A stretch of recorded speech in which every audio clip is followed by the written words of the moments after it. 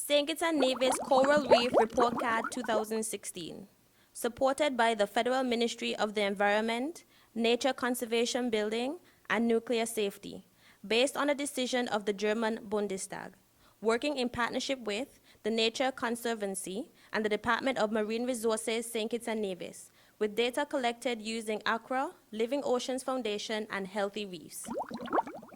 The Eastern Caribbean Coral Reef Report Cards are a series of individual reports for the 6 participating countries in the Eastern Caribbean Marine Management Areas Network project, namely Grenada, St. Vincent and the Grenadines, St. Lucia, Dominica, Antigua and Barbuda, and St. Kitts and Nevis.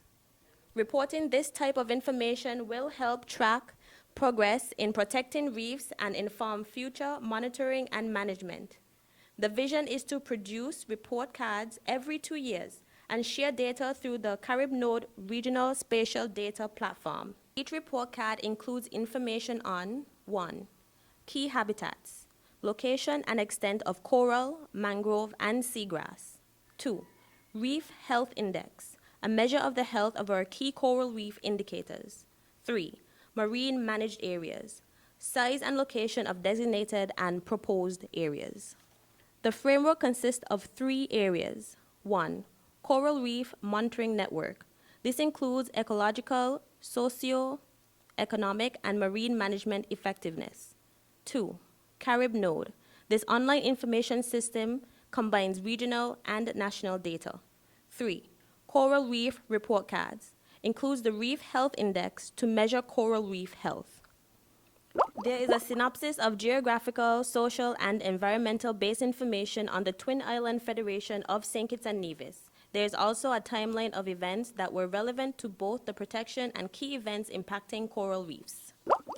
The Reef Health Index integrates 4 indicators to measure coral reef health: coral cover, microalgae, herbivorous fish, and commercial fish. The Reef Health Index for St. Kitts and Nevis is based on data shared by the Living Ocean Foundation 2011. The federal waters were divided into 4 subregions. These include 1. Nevis West, which includes Monkey Shoal, Donut, and Northwest Coast. 2.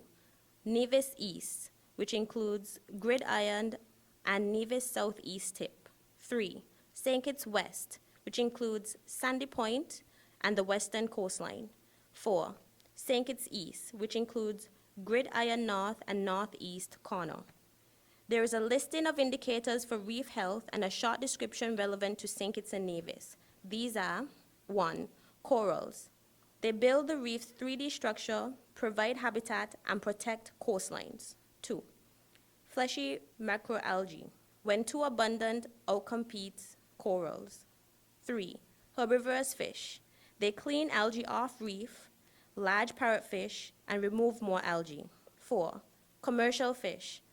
Groupers and snappers are key predators that keep food chain in balance. 5. Diadema urchins.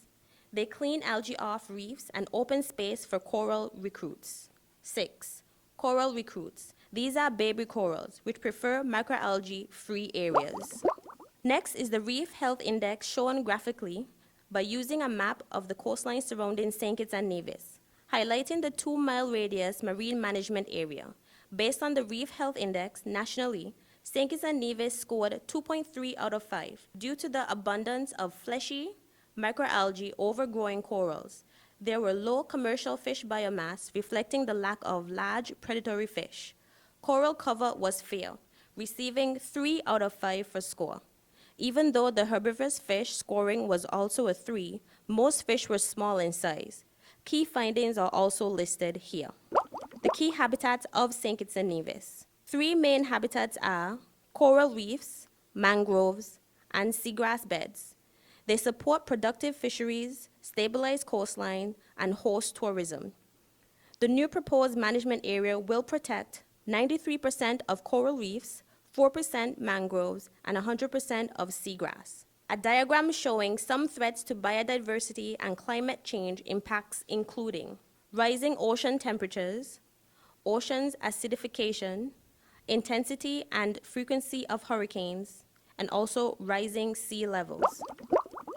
The 2-mile radius of St. Kitts and Nevis Marine Management Area includes the Narrows Marine Reserve and the Narrows Fishing Priority Area. They will protect marine biodiversity by conserving critical habitats, provide refugia and replenishment zones for exploited fisheries, reduce negative impacts associated with human use, foster a higher level of sustainable use, increase community involvement and educational opportunities.